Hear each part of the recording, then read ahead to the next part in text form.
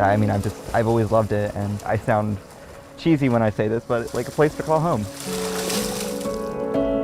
For 17-year-old Sean Radek, the pool is his happy place. Everything just exits my mind, and all I have to think about is making it across the pool or swimming a couple more laps, and it's amazing. Finding an escape to calm yourself is important for all of us. Maybe even more so for a teenager like Sean on the cusp of adulthood. But for roughly 3 years, he stopped doing the thing that makes him the happiest. After years of doing something that I love, it was taken away from me because of how I identify. At 12 years old, Sean came out as transgender. Going to the pool, having to wear a female bathing suit, that really affected me. Most of it, he says, was because he just felt uncomfortable swimming. He knew he wanted to present male, but actually doing so at the pool came with its own risks. I was very scared of getting made fun of by other people and, getting outed as trans in this neighborhood. I don't know the kind of people that live here, and so it was a very scary idea for me. Sadly, those fears are backed in reality. Statistics show trans people like Sean are more likely to be beaten, raped, or killed than cisgendered people. They also show something that Sean's scars bear a reminder of, that they're more likely to harm themselves and hospitalized for suicide attempts. I think I just got to the point where I really was so overwhelmed by existing, and that life seemed to be too much for me. Ultimately, though, he couldn't stay away from the one place that felt like a safe haven. So he summoned up the courage, went to tryouts, and told his coach the deal. That he was trans, on gender-affirming hormones, but that he wanted to swim. So my coach was like, yeah, absolutely, we can put you on a guy's team if that makes you more comfortable. And I was like, that absolutely does. Just like that? Pretty much, yeah. How relieved were you to be like, okay, that first hurdle, we're over? Yeah, it was an amazing feeling. Just to know that, I was seen and heard by somebody, and that I was where I wanted to be.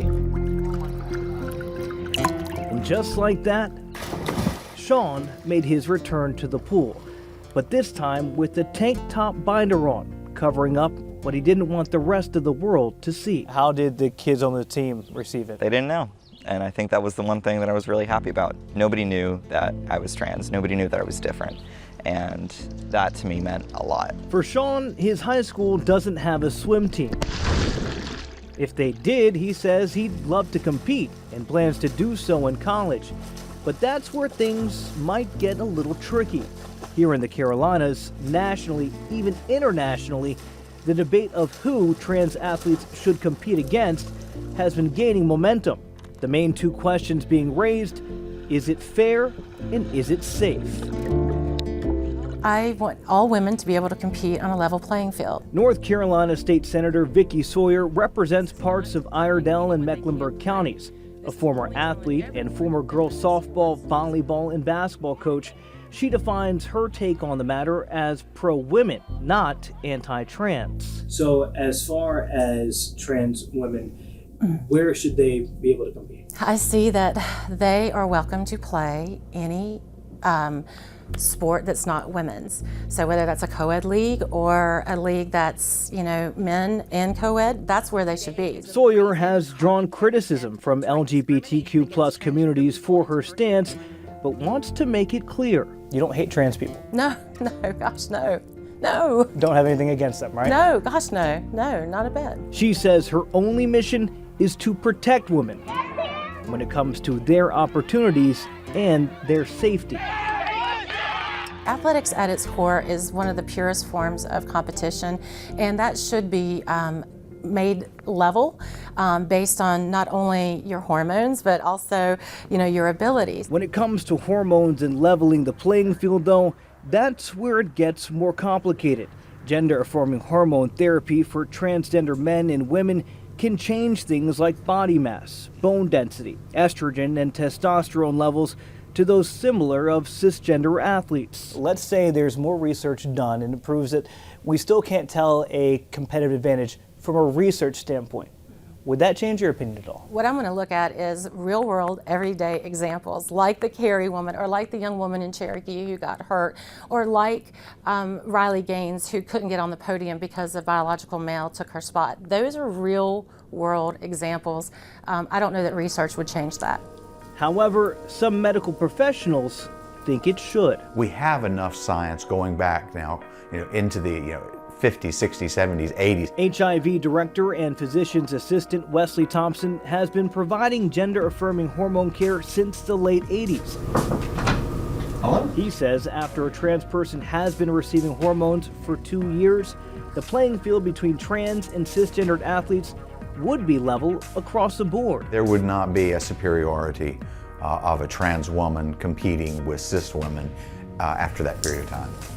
Taking it a step further, he says a simple blood test could prove that, giving those athletes the documentation to remove any doubt. Here's my testosterone level, here's my estrogen level. I am equal. As for Sean, there is one scenario where he thinks him swimming against others wouldn't be equal. If the momentum continues and more trans athletes aren't allowed to compete against the genders that they identify with. If you were to swim against cis girls, how would you stack up, you think? I think if I, went against a cisgender girl on my team, I would probably beat them. Would that be fair? I don't think it would, no. He also cautions lawmakers that if they really care about safety, that forcing trans men to play with women and trans women to play with men would force many of them to be publicly outed because of their appearance.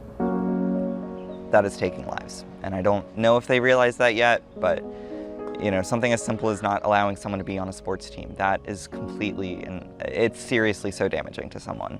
You're taking away a community for them. You're taking away friends. You're taking away something that they loved just because of their gender identity. At the end of the day, it's Sean's hope that something can be done to include everyone, and that more people will be at least willing to sit down and have a conversation. It doesn't take much to talk to a trans person, I'm here, I'm talking, I'm willing to talk, and I wish people were more open to having conversations like this. In the meantime, though, Sean will be here at his happy place, shutting out the noise.